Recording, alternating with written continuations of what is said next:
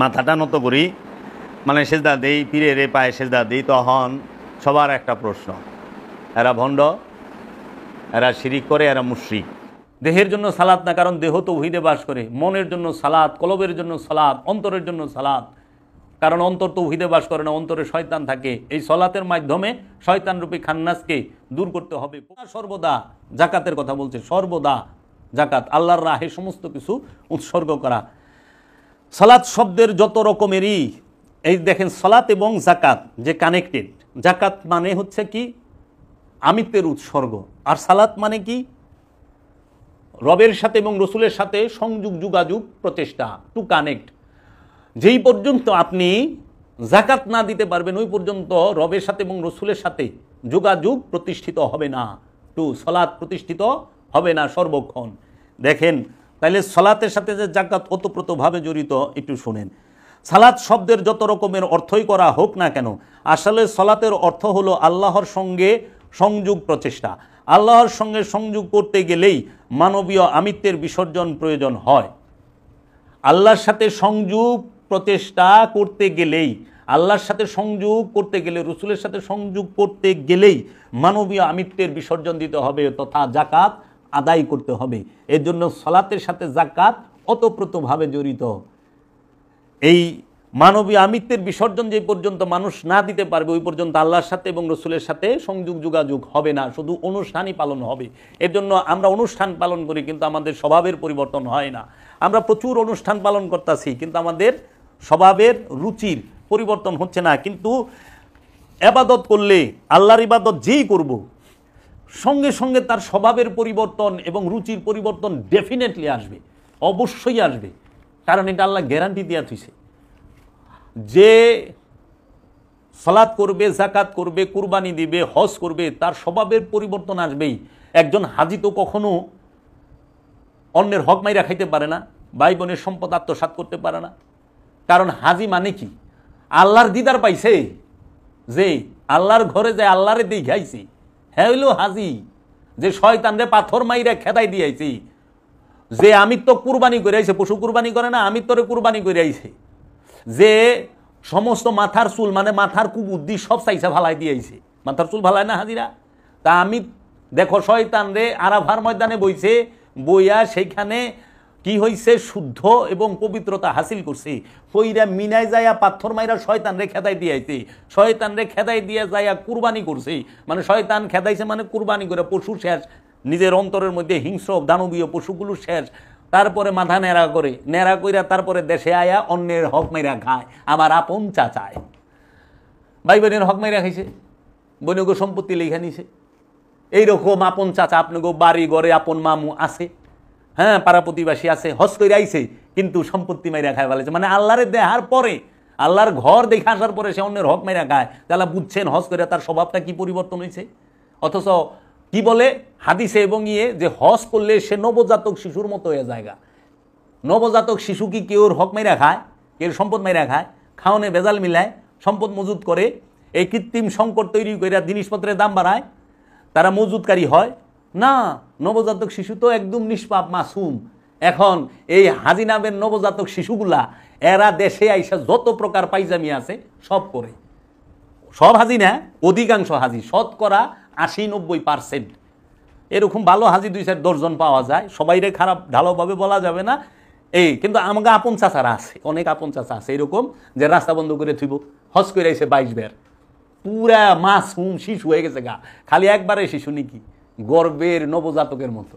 কি কইবেন, হজ করার পরে স্বভাবের পরিবর্তন হয় নাই, সালাত করার পরে স্বভাবের পরিবর্তন হয় নাই, জাকাত দেওয়ার পরে স্বভাবের পরিবর্তন হয় নাই। প্রতি বছর কুরবানি করে, গরুটারে ঠিকই জবা করে, কিন্তু মনে যে হিংস্র গরুটা আছে, হিংস্র ভাগটা আছে, সেটাতে জবা করা পারে না। তাই কাজী নজরুল কইছে, মনের পশুকে করো জবাই, পশুরা বাঁচে বাঁচে সবাই। প্রতিটা মানুষ যদি মনের পশুটারে জব করতে পারতো আগে, তারপরে মনের পশু জবা করলে কল্যাণ হইতো, সমাজটা শান্তিতে হইতো, এই আত্মসাৎ থাকতো না, এই জুলুম অত্যাচার থাকতো না, খাবারের মধ্যে ভেজাল, প্রতিটা খাবারের মধ্যে বিষ মিশাইয়া মানুষের খাওয়ায়, মানুষ রোগে সুগে ভুগতে আছে, মানুষের কিডনি খারাপ হয়ে যায়, লিভার খারাপ হয়ে যায়, লাংস খারাপ হয়ে যায়, মানুষের এই রোগের শেষ নাই। এর কারণ কি? কারণ আমরা অধিকাংশ খাওয়ানোর মধ্যে বিষ নিজের ভিতরে যাই না শুনে দিতেছি। যে মাছ বিক্রি করে, হ্যাঁ মাছে বিষ মিলায়, যে দুধ বিক্রি করে হ্যাঁ দুধে মিলায়, অনেক হ্যাঁ তো দুধ খায় না কিন্তু মাছ খায়, মাছ আলায় করে রাখ, তোরে মাছ খাওয়াই ছেড়ে দেয় আর দুধ আলায় করে, তুই তো মাছ খাবি না, তোর দুধ খাওয়াই। অনেক দুধালা মাছ আলায় দুইটা খাইব না, ফল আর জানে যে ফল খামো, ফল আলায় বিষ মাইরা থেকে দেয়, অনেক ফল আলা ফল খা, মানে একে অপরের বিষ খাওয়ানোর মধ্যে প্রতিযোগিতায় নেমে গেছি। এই ফরমালিন নামক বিষ। সমাজ সুন্দর হবে কবে? এই সমাজে সুশিক্ষা প্রতিষ্ঠিত হবে কবে? এর জন্য অবশ্যই সিয়াম স্বভাবের পরিবর্তন করবে। আপনি একটু খেয়াল করেন, আল্লাহ কি সোনার রূপার অলঙ্কার মানুষের, আল্লাহ কি সোনার রূপার অলঙ্কার মানুষের দিয়া দিছে যে তাহার জাকাত আল্লাহ চাইব? আল্লাহ তো সোনার রূপার অলঙ্কার মানুষের দিয়া দেয় না, আল্লাহ আমিত্ব দিয়া দিছে। আল্লাহ মানুষকে ইচ্ছাকৃতভাবে মানুষের অন্তরের মধ্যে, কলবের মধ্যে আমিত্ব নামক এই জিনিসটারে দিয়া দিছে আল্লাহ পরীক্ষা করার জন্য, যে তুমি কি আমাকে ভালোবাসো না এই আমিত্বের মায়াজালে পইরা এই দুনিয়া নামক এই সমস্ত কিছুকে ভালোবাসো। আল্লাহ পরীক্ষা করার জন্য। আল্লাহ যদি স্বর্ণ গয়না দিয়া দিত আইতের সময়, তাইলে পরে আল্লাহ স্বর্ণ গয়নার জাকাতই চাইতো। এলে স্বর্ণ গয়নার জাকাত চায় রাষ্ট্র, আর আমিত্বের জাকাত চায় আল্লাহ এবং আল্লাহর রসুল। এই জন্য আল্লাহ আর আল্লাহর রসুলকে আমিত্বের জাকাত দিবা, আর সম্পদের জাকাত রাষ্ট্রে এবং রাষ্ট্রের মানুষগুলাকে দিও, কাজে দিব। যদি আল্লাহর সম্পদের জাকাত চায়, তাহলে আল্লাহ যে কর্জে হাসানা চেয়েছে, তাহা কি সোনা রূপা, জাগা জমি, টাকা পয়সা ইত্যাদি, আল্লাহ যে কর্জে হাসানা চাইল, 3টা স্পষ্ট আয়াত আছে, আমি উল্লেখ করে দিব। দেখো আল্লাহ কি কইতেছে কর্জে হাসানা সম্পর্কে। আল্লাহ বলতেছে সূরা হাদিদের 11 নম্বর আয়াতে, এমন কে আছে যে আল্লাহকে উত্তম কর্জ দিবে, তাহলে তিনি তার জন্য তা বহুগুণ বৃদ্ধি করে দিবেন এবং তার জন্য রয়েছে সম্মানজনক প্রতিদান। আল্লাহকে কে কর্জে হাসানা দিবে? এই কর্জে হাসানা কি? এই কর্জে হাসানা কি স্বর্ণ গয়না? এই কর্জে হাসানা কি স্বর্ণ রূপা হীরা, এই সম্পদ, টেকা, মালপানি, এই খাবার দাবার? তে কর্জ হাসানা কি? আল্লাহ যে কর্জ চাইল, আল্লাহকে কর্জ কে দিল? কয়জনই দিয়া পারলো? এই কর্জটি কি আজকে সমাজে এটা প্রতিষ্ঠিত না, এটা ফরজ। আল্লাহ কইছে যে আমাকে কর্জে হাসানা দাও। আরেক আয়াত আল্লাহ বলতেছে, কে সেই ব্যক্তি যে আল্লাহকে কর্জ দেয় সুন্দর কর্জ, সুতরাং তাহা বহুগুণ করা হইবে তাহার জন্য দ্বিগুণের উপর দ্বিগুণ অনেক। আল্লাহরে যদি তুমি উত্তম কর্জে হাসানা দাও, আল্লাহ এর বহুগুণ বাড়াইয়া দিব। সেই উত্তম কর্জ কি? টাকা পয়সা? আল্লাহ তোমার কাছে টাকা কর্জ চাইছে? সোনার রূপার কর্জ চাইছে? শতকরা 2.5% কর্জ চাইছে? তো সেই কর্জটা কি? আল্লাহ টাকা দিয়ে কি করবো কও? আল্লাহ রাব্বুল আলামিন আরেক আয়াতে বলতাছে, ওয়া আকিমুস সালাতা ওয়া আতুজ যাকাতা ওয়া আকরিদুল্লাহ কারদান হাসানা, এবং কায়েম করো সালাত এবং যাকাত দাও এবং কর্জ দাও আল্লাহকে সুন্দর কর্জ। এই সুন্দর কর্জ দিবার কইছে, সেই সুন্দর কর্জটা কি? বিবেকের কাছে প্রশ্ন রাখলাম, আলেম উলামাদের কাছে প্রশ্ন রাখলাম, এই পীর মাশায়েখদের কাছে প্রশ্ন রাখলাম। আপনারা যারা সুন্নি আলেম উলামা আছেন, আপনারা দয়া করে বলবেন এই কর্জে হাসানাটা কি? যদি আপনারা না পারেন, আমি বইলা দিমু বাবা জাহাঙ্গীরের দয়া। এই কর্জে হাসানা অবশ্যই দিতে হবে। তারপরে আল্লাহ রাব্বুল আলামিন, আমরা দেখতে পাই সোনা রূপার জাকাত এখন থেকে, কিন্তু নূহ নবী ইব্রাহিম নবীর জমানায় কি সোনা রূপার এবং ফ্ল্যাট ছিল? নূহ নবী এবং ইব্রাহিম নবীর আমলে সোনা রূপা, এই ফ্ল্যাট, সহায় সম্পত্তি, আমি দেখি জাকাত সম্পর্কে গুগলে ঢুকলাম, যত লেখা দেখলাম আলেম উলামাদের, এই খালি স্বর্ণ রূপা, এই ফ্ল্যাট, হীরা ডায়মন্ড, এই টাকা পয়সা, আপনার এই টাকার জাকাত দিতে হবে। কিন্তু কেউ একবারের তরেও বলে নাই আপনার নফসের জাকাত দিতে হবে। টাকা কি জান্নাতে যাইব? স্বর্ণ গয়না জান্নাতে যাইব? স্বর্ণ লয়ে জান্নাতে যাই পারবেন? তো স্বর্ণরে পবিত্র করে আপনার কি লাভ? নফসরে পবিত্র করেন, নফস পবিত্র করলে আপনি জান্নাতে যাই পারবেন। তো নফসের জাকাত দেন। নফসের জাকাত কেউ দিবার চায় না। আর্থিক ইবাদত কি জাকাত নাকি সাদাকা? জাকাত, সাদকা হইলে আর্থিক ইবাদত, অর্থ দিয়া যে ইবাদতটা, যে হুকুমটা আল্লাহর পালন করে। আর জাকাত হল মানবী আমিত্বের উৎসর্গ। সালাত কি দৈহিক ইবাদত না নফসি ইবাদত? সালাত হচ্ছে নফসের ইবাদত। সালাত করবে নফস, সালাত করবে মন, সালাত করবে কলব, সালাত করবে আমার হৃদয়, দেহ আনুষ্ঠানিকতা পালন করবে দেহের মাধ্যমে। দেহের জন্য সালাত না, কারণ দেহ তো তৌহিদে বাস করে। মনের জন্য সালাত, কলবের জন্য সালাত, অন্তরের জন্য সালাত, কারণ অন্তর তো তৌহিদে বাস করে না, অন্তরে শয়তান থাকে। এই সালাতের মাধ্যমে শয়তানরূপী খান্নাসকে দূর করতে হবে, নফসকে পবিত্র করতে হবে। আর নফসকে পবিত্র করার মূল উপাদানই, মূল মাধ্যমই হলো সালাত, সেটা দায়মি সালাত। এজন্য পানি দিয়া পরিষ্কার হওয়া যায়, আর দায়মি সালাতের দ্বারা শয়তানরূপী খান্নাস মুক্ত, হওয়া যায়, পবিত্র হওয়া যায়। এর জন্য শরীরে ময়লা লাগলে অপরিষ্কার হয়, আর অন্তরে খান্নাসরূপী শয়তান থাকলে মানুষ অপবিত্র হয়। একমাত্র অপবিত্রই হইল কামনা বাসনা, খান্নাসরূপী শয়তান। এই খান্নাসরূপী শয়তান যতদিন নফসের সাথে আছে, মনের মধ্যে আছে, অতদিন প্রতিটা মানুষই নাপাক। আর যখনই দায়মি সালাতের দ্বারা, সিয়াম হজ কুরবানির দ্বারা, আমলে সালেহার দ্বারা, আপন মুর্শিদের মুরাকাবা মুশাহেদার ধারা, এই তাসাব্বুরের শায়েকের ধারা, যখন মানুষ খান্নাসরূপী শয়তান মুক্ত হইতে পারে, তখন সে হয় পবিত্র। আর ওই পবিত্র নফসটিকেই আল্লাহ ডাক দিছে জান্নাতি হওয়ার এবং আল্লাহর বান্দায় প্রবেশ করার। এবং আল্লাহ বলছে ওই ব্যক্তি সফল যে তার নিজেকে পবিত্র করতে পেরেছে। এবং রসুলের আগমন হয়েছে জগতে নফসকে পবিত্র করার জন্য, আয়াত তিলাওয়াত করার জন্য, কিতাব শিক্ষা দেওয়ার জন্য, হিকমত দান করার জন্য। এই জন্য যেই পর্যন্ত মানুষ সে তার নফসকে পবিত্র করতে না পারবে, সে রসুলের কাছ থেকে আয়াত সম্পর্কেও কিছু বুঝতে পারবো না। আয়াত কইলে ফেলফেল চায়া থাকবো, কিচ্ছু বুঝবো না আয়াত কারে কয়। সে কিতাবের জ্ঞান নেবার মতো উপযুক্ত তা অর্জন করে না, হিকমত গ্রহণ করার মতো উপযুক্ত সে উপযুক্ত সে হয় না। এর জন্য তোমার সর্বপ্রথম নফসকে পবিত্র করলে তুমি আয়াত কি বুঝতে পারবা, কোরআন কি বুঝতে পারবা, এবং কোরআন স্পর্শ করতে পারবা। কারণ কোরআনে আল্লাহ কইছে যে, আল্লাহ রাব্বুল আলামিন বলতেছেন লা ইয়ামাসসাহু ইল্লাল মুতাহহারুন, কেউই স্পর্শ করতে পারে না পবিত্র ব্যতীত। এই পবিত্র ওই পরিষ্কার না যে অজু মানে পানি দিয়া হাত মুখ ধুইলা, সাবান দিয়া হাত মুখ ধুইয়া, গোসল করে মাছাক টাছাক কইরা ঠাস করে কোরআন ধরলা, এইটা তুমি এই কোরআন ধরতে পারবা, বাইন্ডিং করা আরবি কোরআন ধরতে পারবা, কিন্তু নুরি কোরআন স্পর্শ করতে পারবা না। নুরি কোরআন স্পর্শ করতে গেলে নফস থেকে খান্নাসরূপী শয়তানকে তাড়াই দিতে হবে। খান্নাসরূপী শয়তানকে যে পর্যন্ত তুমি তাড়াইতে না পারবো, ওই পর্যন্ত তুমি নুরি কোরআন স্পর্শ করতে পারবা না। এর জন্য নফসকে পবিত্র না করতে পারলে তুমি কখনোই কোরআন কি বুঝবে না, কিতাব কি বুঝবে না, আয়াত কি বুঝবে না। এবং তুমি এই আল্লাহর হাবিব যে তোমাকে আয়াত তিলাওয়াত করে শোনাবে, সেটাও তুমি বুঝতে পারবা না। তুমি মনে করবা আয়াত মানে লাইন, কিন্তু আয়াত যে কত বড় নিদর্শন এটা বুঝবা না। মিন শায়রিল্লাহ, আল্লাহর নিশানি বুঝবা না। তুমি এই নফসকে পবিত্র না করতে পারলে আল্লাহর হাবিব যে তোমাকে হেকমত দেবে, রহমত দেবে, তোমাকে নিয়ামত দেবে, তোমাকে কিতাব শিক্ষা দেবে, কিচ্ছু বুঝতে পারবা না। এর জন্য ইবাদত কার জন্য? পবিত্র হওয়ার পরে ইবাদত করবা। আর পবিত্র হওয়ার জন্য এই সালাত, সিয়াম, হজ, যাকাত, কুরবানি, আমলে সালেহা আল্লাহর রাসূল তোমাদের জন্য দান করেছেন। এর জন্য তোমরা স্বার্থকে উপরে ওঠানোর জন্য সত্যকে ঢাইকো না, স্বার্থের জন্য সত্যকে অস্বীকার করো না, স্বার্থের জন্য সত্যকে ঢাইকে রাখো না। কারণ স্বার্থ হলে জীবনে আল্লাহর সামনে দাঁড়ায় পারবা না। স্বার্থ হলে রসুলের প্রেম হইব না, স্বার্থ দিয়া রসুলের প্রেম হয় না, স্বার্থ দিয়া কোনোদিন আল্লাহর সামনে দাঁড়ানো যায় না। আল্লাহর সামনে যদি দাঁড়াইতে হয়, সত্য নিয়ে দাঁড়াইতে হবে, সত্য হইয়া দাঁড়াইতে হবে, সত্য বইলা দাঁড়াইতে হবে। আল্লাহ সত্যবাদীর সাথে থাকে। আল্লাহ সত্য যে বলে সলেহীন, আল্লাহ মুত্তাকি মুহসিনিনের সাথে থাকে। এই সত্যকে অস্বীকার করো না।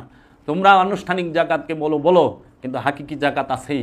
আজ না বুঝতে পারো, কোনো দুঃখ নাই, কিন্তু একদিন না একদিন এই মানব জাতি, এই মানব সমাজ বুঝবে যে আসলে আমিত্বের এই উৎসর্গটাই হলো মূল জাকাত। আজকে স্বার্থের জন্য তাহারা সত্যকে প্রচার করে না। দুরুদ, কিয়াম, মিলাদ, কিয়াম ফরজ, রসুলের তাজিম করা ফরজ, কোরআনে অসংখ্যবার বলছে। এই রসুলের তাজিম, দরুদ, মিলাদ, কিয়ামকে বেদাত বানায় দেয়। আর এই সালাতুল তারাবির কথা কোরআনে স্পষ্ট কুনাহানে নাই, এইটা পারাপারি করে। তারাবি শব্দের অর্থ বিশ্রাম। এটা কি বিশ্রাম করা কয়? আপনারা বিশ্রাম করছেন? তাইলে কেন এইখানে আসলে পরে স্বার্থ আছে, কিছু টাকা পয়সা আইব। আবার এই জাকাতরে ঘুরায় ফেরে জাকাত অর্থের এটা দিবা গরিব দুঃখীরে, ঢুকাই দিছ নিয়া মসজিদ মাদ্রাসায়, প্রতিষ্ঠানে জাকাত দেবার কথা কোরআনে কই পাইছ? আমি এই সম্বন্ধে আসতেছি।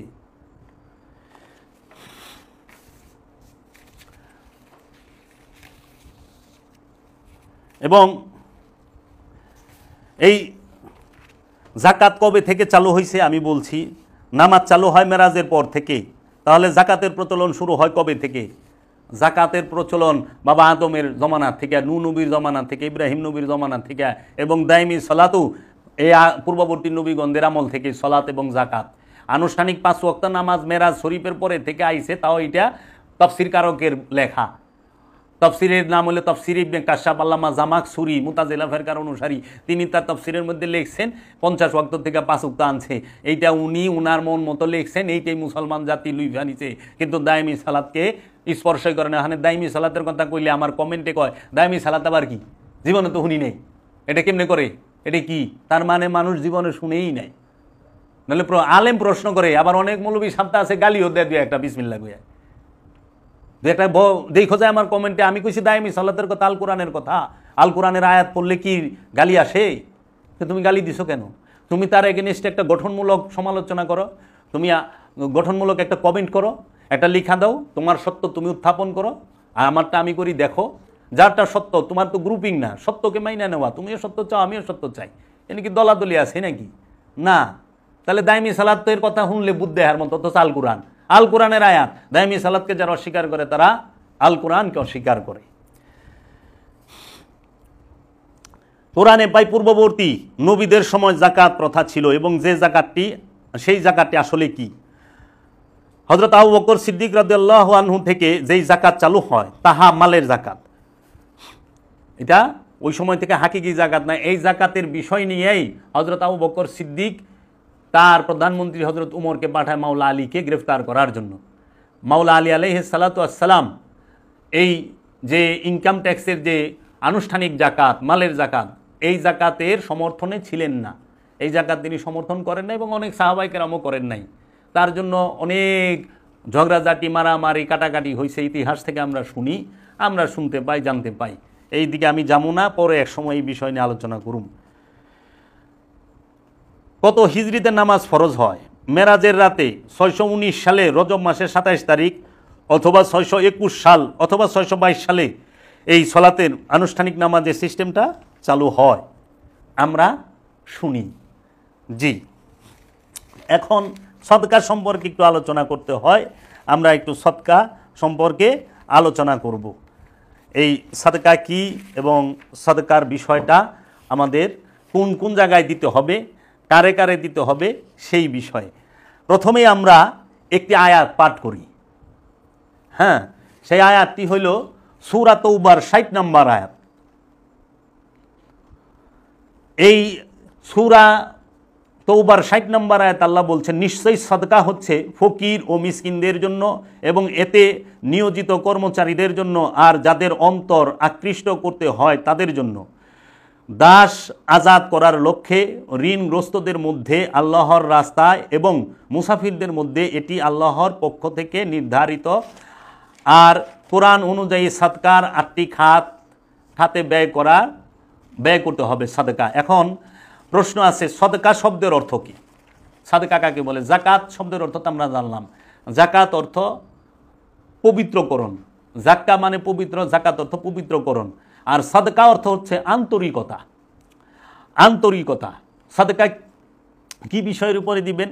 সদকা বিনিময়ের কোনো কিছু না চেয়ে, সৎকার বিনিময়ে কোনো কিছু না চেয়ে একমাত্র আল্লাহকে সন্তুষ্ট করার অভিপ্রায় কাউকে কিছু দেওয়া বোঝানো হয়েছে।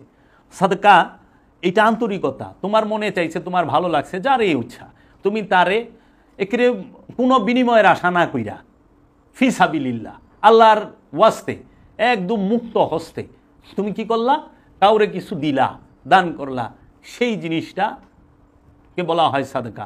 এই জন্য সূরা মুদাজ্জিলার 12 নম্বর আয়াতে বলছে, হে আমানুগণ, তোমরা যখন রসুলের দরবারে যাও, রসুলের দরবারে যাহারা থাকে তাহাদেরকে সদকা দান করো, এবং রসুলের সাথে পরামর্শের আগে তোমরা তার হাতে উত্তম উপঢৌকনটি প্রদান করিও। এই যে নজরানা দেয় না পীর আউলিয়ারে, দেখেন না গুরুরে পীরেরে নজরানা দেয়, আলিমুল আমাগো হাতে নজরানা দেয়, এটার দলিলটা সূরা মুদাজ্জিলার 12 নম্বর আয়াতে আমরা পাই যে আউলিয়ায়ে কেরামের সাথে, ওলি আল্লাহদের সাথে কিংবা হাক্কানি আলেমের সাথে কথা বলতে গেলে তার হাতে একটু উত্তম উপঢৌকন দিলে এটা বরকতময়। আল্লাহই বলছে দিও, যদি থাকে দিও, যদি না থাকে আল্লাহ মাফ করবে, আল্লাহ গফুরুর রহিম, আল্লাহ মাফ করবে। এই সাদকা শব্দের অর্থ কি? সাদকার কতগুলো অর্থ হয়? আমি বাবা জাহাঙ্গীরের লিখিত কোরআনের অনুবাদ থেকে এটি সংগ্রহ করেছি। সাদকা আবিধানিক অর্থগুলো, সাদকাগুলি খায়রাত সমূহ, জাকাত সমূহ, দানশীলতা, পরোপকার, ভিক্ষা, দান, পরোহিত, দয়া, সদয়তা। এই সাদকাতুন এর বহুবচন হলো সাদাকাত।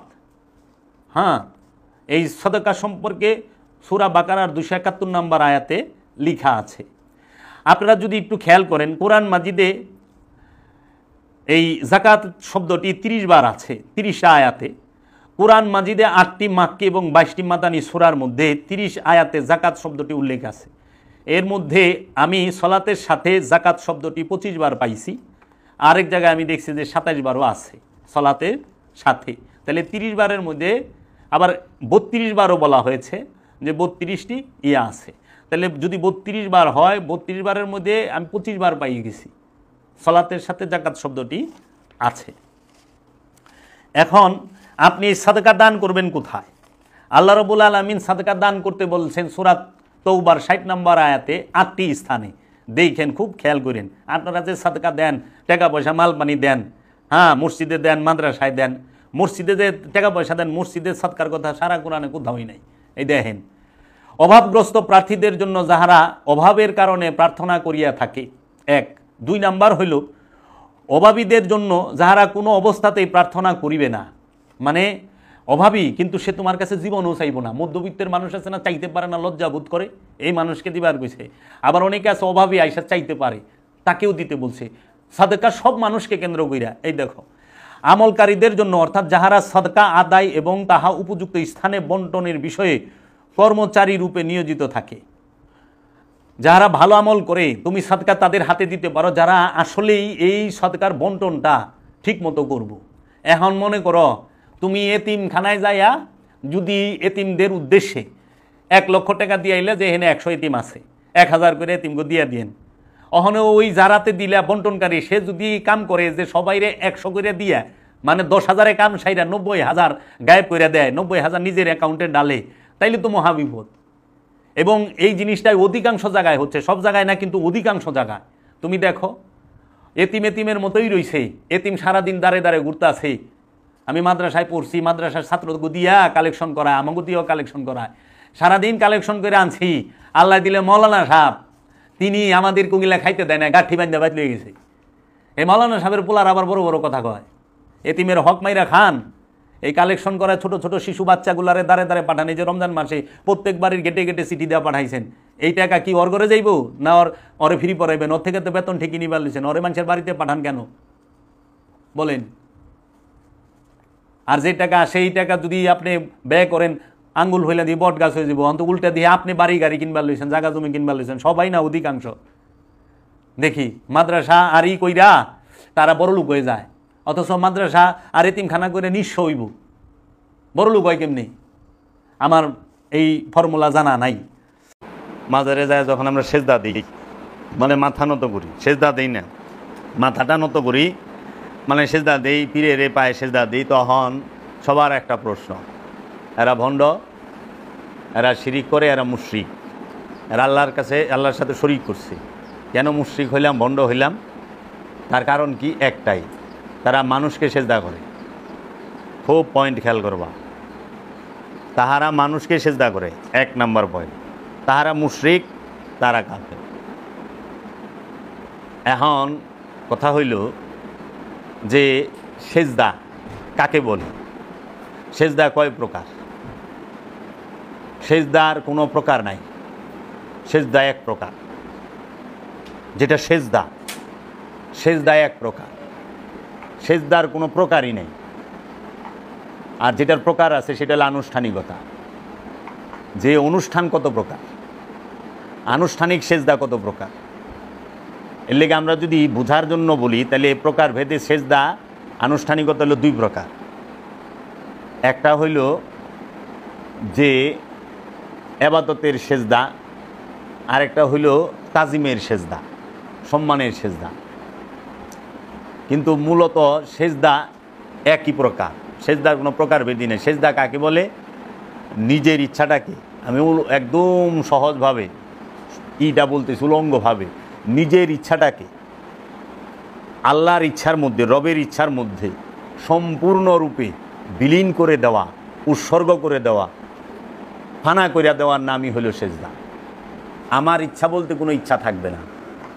যতক্ষণ নিজের ইচ্ছা আছে, আমার নিজের ইচ্ছা আছে, ততক্ষণ সেজদা হয় না। যতক্ষণ পর্যন্ত আমার নিজের ইচ্ছা আছে, আমার বলতে কিছু আছে, ততক্ষণ সেজদা হয় নাই। আমি থাকলে সেজদা হয় না।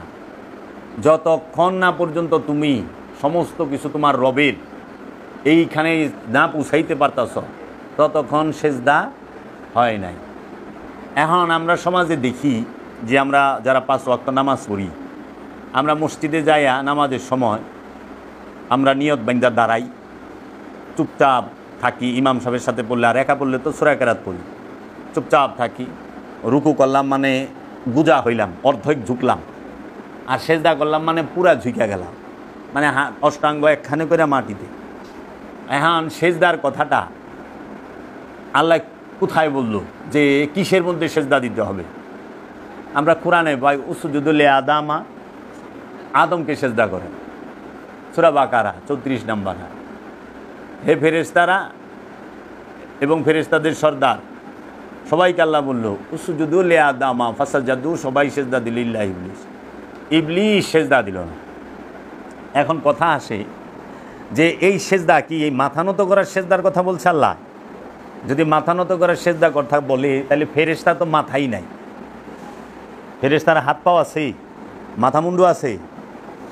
ফেরেশতার হাত পাও নাই, মাথা মুন্ডু নাই। যদি ফেরেশতার হাত পা মাথা মুন্ডু থাকে তাইলে পরে ফেরেশতার নফস থাকতে হইব, কারণ নফস থাকলেই দেহ থাকবো, প্রাণ থাকলেই দেহ থাকবো।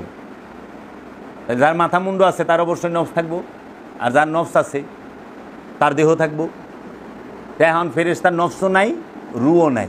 ফেরেশতা আল্লাহর সিফাতি নূরের তৈরি রোবট। বাবা জাহাঙ্গীর বলছেন যে খাও খাইলো, বইবার করলে মানে আল্লাহর আজ্ঞা বহ। এজন্য ফেরেশতা যে সেজদা দিছে সেটা কিন্তু মাথা নত করার সেজদা না। আমরা যেটা মাথা নত করি মনে করি এইটা সেজদা। আর কোরআনে আল্লাহ বলছে যে তুমি সেজদা করো আল্লাহতে, আল্লাহর মধ্যে আল্লাহতে সেজদা করতে বলছে। এখন আল্লাহতে সেজদা করবা কেমনে? আমরা কি আল্লাহতে সেজদা করি না? আমরা সেজদা করি কই মাটিতে, আমরা সেজদা করি কই পাটিতে।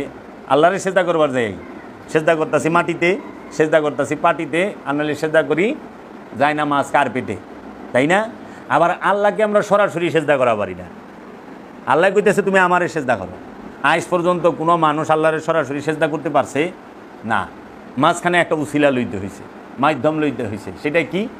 মক্কা ঘর, কাবা শরীফ। কাবা ঘরকে উসিলা লইতে হয় না? কাবা ছাড়া আল্লাহকে সেজদা করন যায়? তা আল্লাহ কইতেছে যে তুমি আমাতে সেজদা করো। আমরা তো সবাই কাবারে সেজদা করতেছি, আল্লাহরে কে সেজদা করতেছে? আল্লাহকে সরাসরি সেজদা করা যায় কাবা ছাড়া? আনুষ্ঠানিকটা অনুষ্ঠানিক যে আমরা 5 ওয়াক্ত নামাজ পড়ি, 5 ওয়াক্ত নামাজে মক্কা মসজিদুল হেরেম কাবা শরীফ ছাড়া সেজদা করন যায়? আমরা হজে গেছি, হজে গেলেও কাবা শরীফ মাঝখানে রাইখা কাবার চতুর্দিকে আমরা ঘুইরা কাবাকে সামনে রাইখা সেজদা করি। এর লেগে কাবার ডাইন নাই, বাম নাই, সামুন নাই, পিছন নাই। কাবার ডাইন বাও সামুন পিছন কিছুই থাকে না। কাবা কাবাই। কাবাকে সবার সামনে রাখতে হয়, কাবাকে পিছন দিয়ে রাখা যাবে না। কেন? কারণ কাবায় আল্লাহ থাকে, তাহলে আল্লাহ যে এনে থাকে ওইটারই পিছন দেওয়া যায় না। আর যে স্বয়ং প্রভুর রূপ তারে পিছন দেও কিনে আল্লাহর রসুল রে। আল্লাহর রসুল তো আল্লাহর চেহারা। আল্লাহ নিজে কইছে আমার ওয়াজহুল্লাহ, আমার আইনুল্লাহ, আমার ইয়াদুল্লাহ কে? মোহাম্মদ রসুল্লাহ সাল্লাল্লাহু আলাইহি ওয়াসাল্লাম।